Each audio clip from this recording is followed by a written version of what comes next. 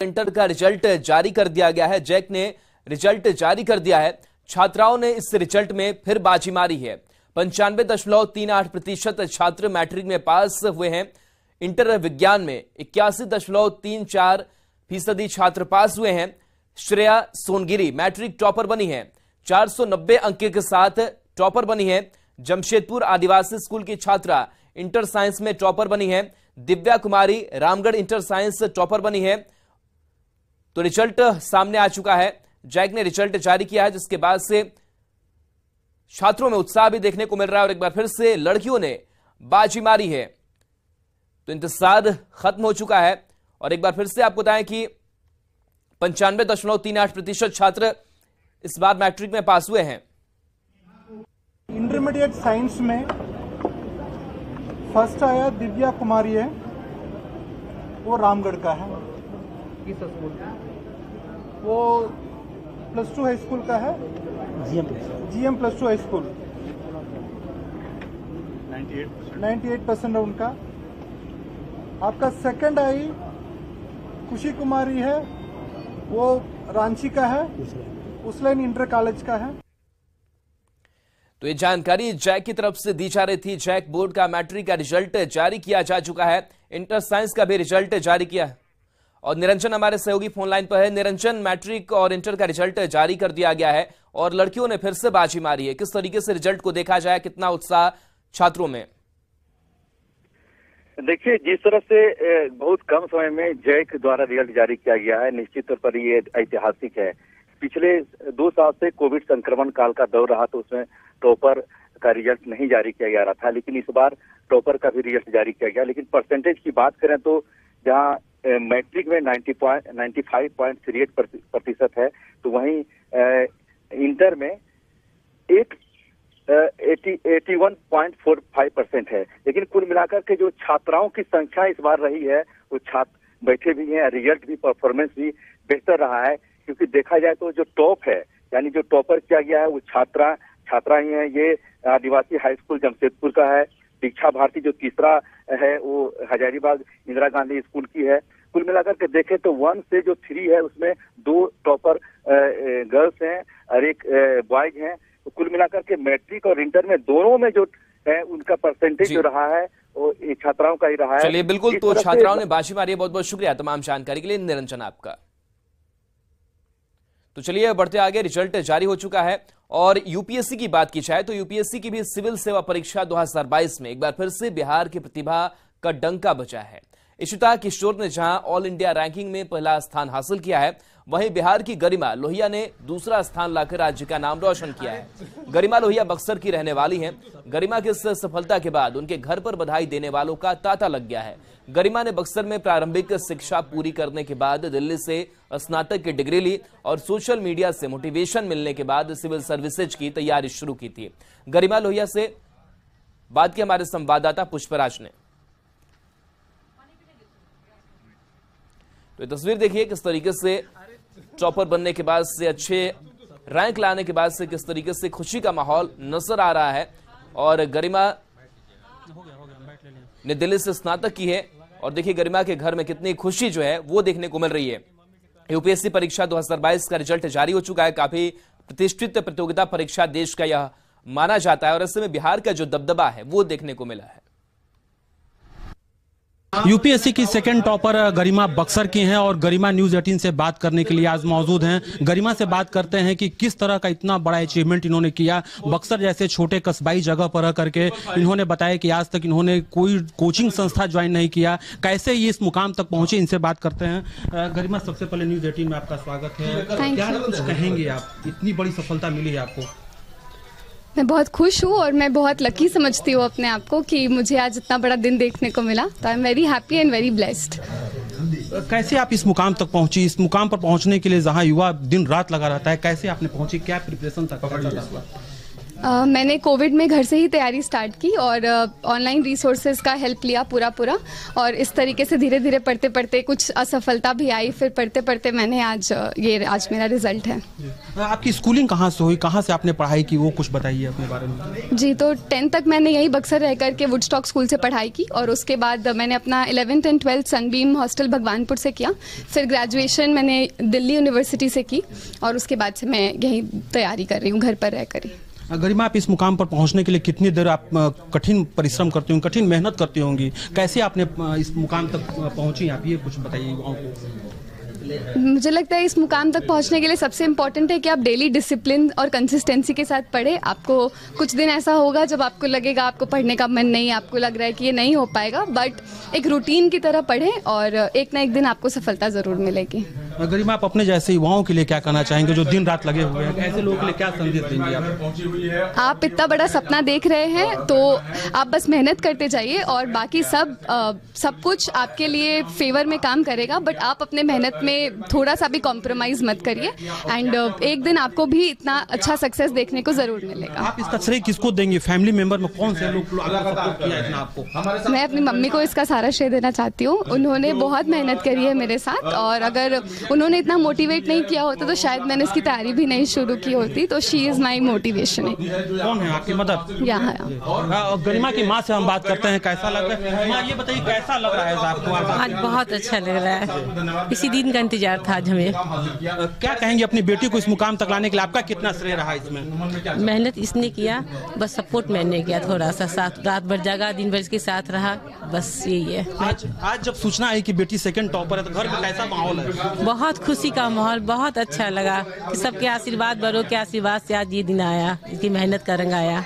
घर पर पूरे शहर के लोग कह सकते हैं, लोग पहुंच रहे हैं, बधाई दे रहे हैं। पुष्पराज, न्यूज़ 18 बक्सर।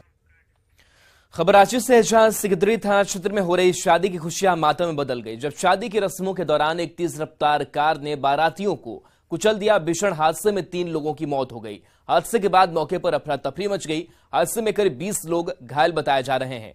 अनगढ़ा थाना के लुपुंगटीपा से अपनी दुल्हन लीला को लेने दुल्हा गणेश बारातियों के साथ नाचते गाते बारात लेकर पहुंचा तो दुल्हन लीला अपने दूल्हे राजा के इंतजार में पलकी झुकाए बैठी थी। लड़की पक्ष बारातियों के स्वागत में लगी थी, तभी जब तेज रफ्तार कार ने बारातियों को रौंद दिया और पूरा माहौल मातम में बदल गया। इसके बाद कार चालक की जमकर पिटाई की गई।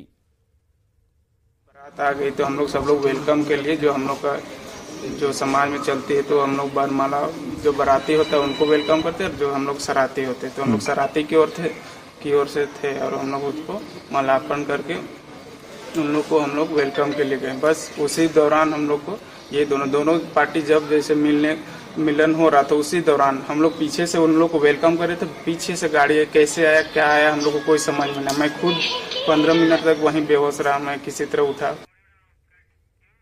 खबर गिरिडीह से, जहां बिरदने थाना क्षेत्र के बाराडी गांव में एक दिल दहला देने वाला मामला सामने आया है। दरअसल खाना मांगने पर देर से मिलने पर गुस्साए पिता ने पहले पत्नी के साथ बेरहमी से मारपीट की। इतने में जब उनका गुस्सा शांत नहीं हुआ तो अपने ही इकलौते बेटे पर टांगी से वार कर दिया, जिसमें बेटे की घटनास्थल पर ही दर्दनाक मौत हो गई। बताया जा रहा है कि दुलार यादव की 2 बेटियों के अलावा एक बेटा था। घटना की सूचना पाकर पुलिस मौके पर पहुंची और शव को अपने कब्जे में ले लिया। वहीं आरोपी पिता को ग्रामीणों ने पकड़कर पुलिस को सौंप दिया। 2000 के नोट जमा करने और बदलने को लेकर राजधानी रांची में बैंकों में भी आज सुबह से ही लोगों की कतार लगी है।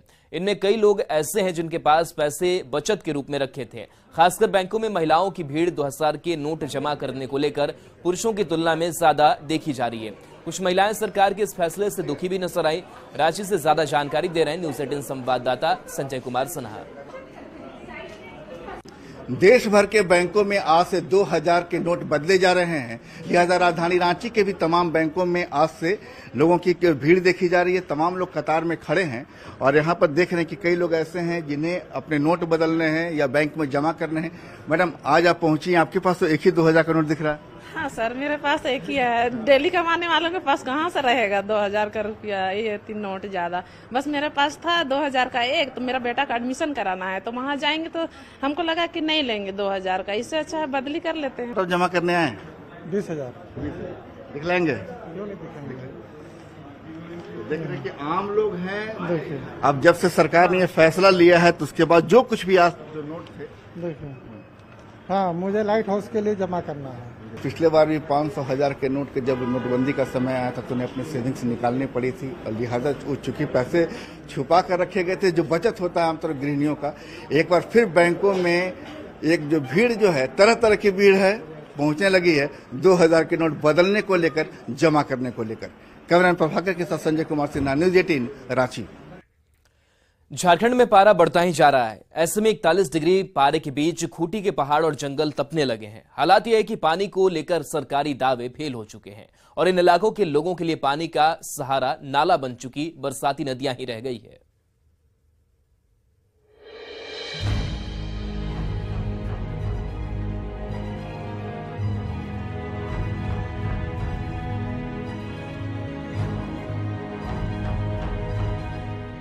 बढ़ते पारे के बीच खूंटी के सुदूर पहाड़ी और जंगली इलाकों में पानी का पता ढूंढना मुश्किल होता जा रहा है।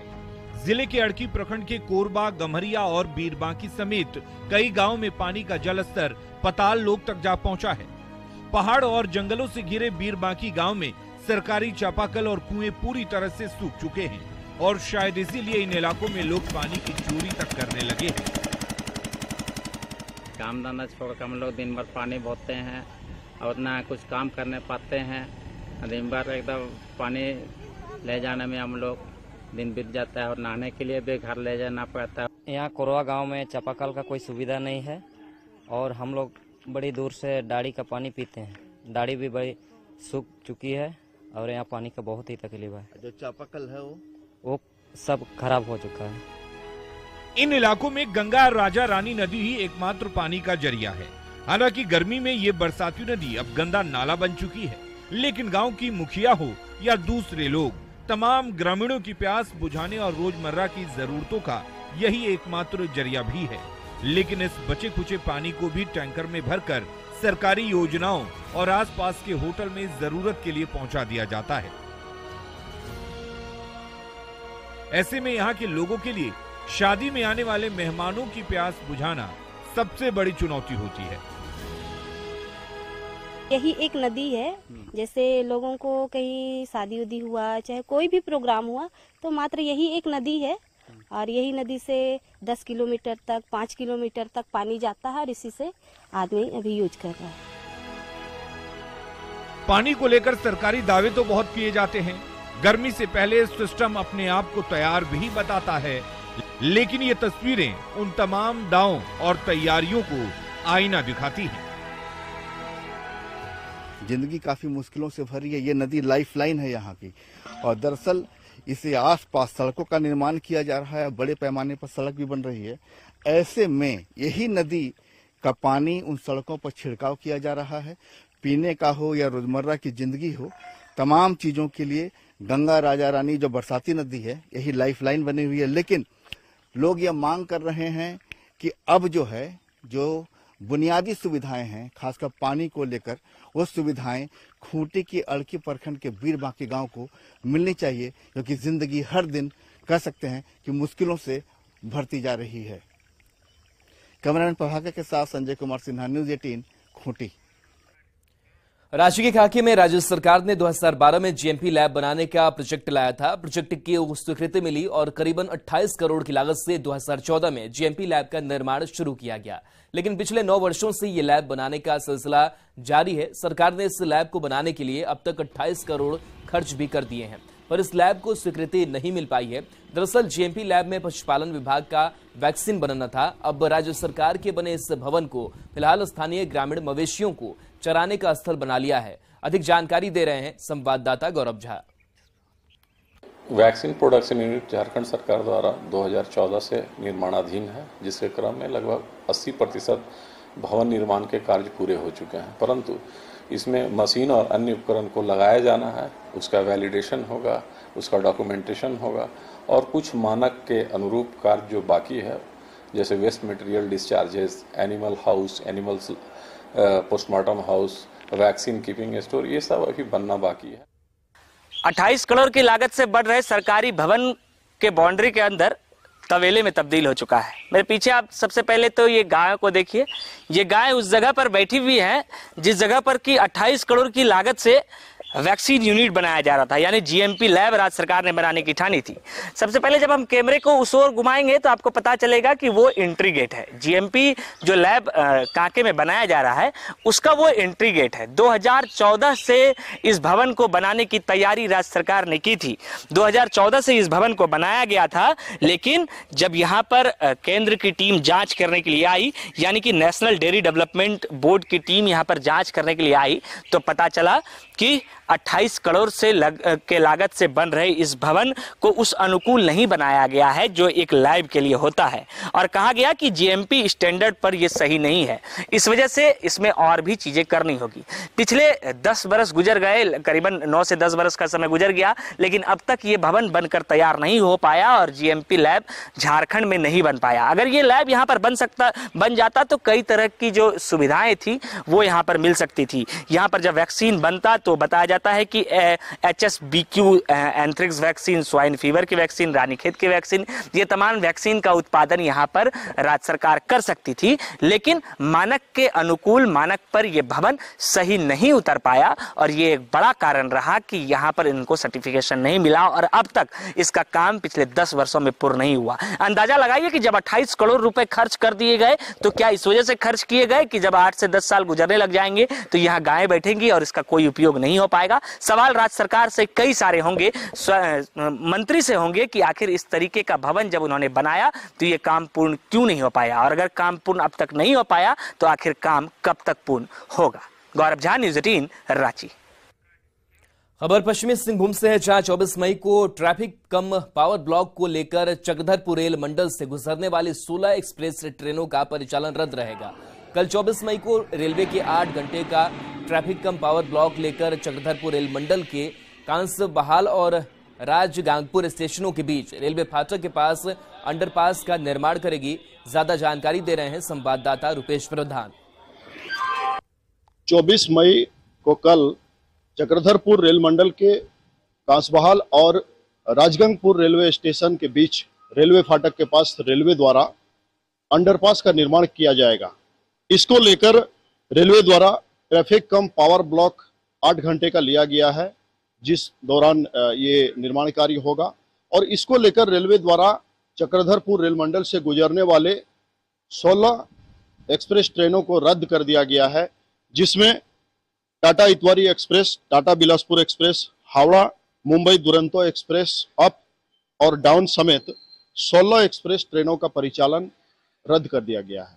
इसके अलावा कई ट्रेनों को बीच से वापसी किया गया है, जैसे इस्पात एक्सप्रेस का परिचालन चक्रधरपुर स्टेशन तक होगा, जो कि हावड़ा से टिटलागढ़ तक जाती है, और चक्रधरपुर से ये वापस फिर हावड़ा तक जाएगी।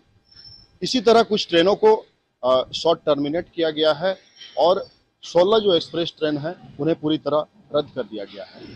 तो इस पावर ब्लॉक निर्माण कार्य को लेकर जो ट्रेनें रद्द की गई है, इसे लेकर यात्रियों को भी इस रूट की कल कुछ समस्या होने वाली है, लेकिन रेलवे द्वारा पहले से इसकी सूचना दी जा रही है कि 16 ट्रेनें जो रद्द कर दी गई है उनका परिचालन इस रेल मंडल में जो होती थी, इस रूट से जो गुजरती थी, उनका परिचालन रद्द कर दिए जाने की सूचना रेलवे द्वारा पहले से दी गई है। इसीलिए लोगों को पहले से यह जानकारी दी जा रही है कि जिससे उन्हें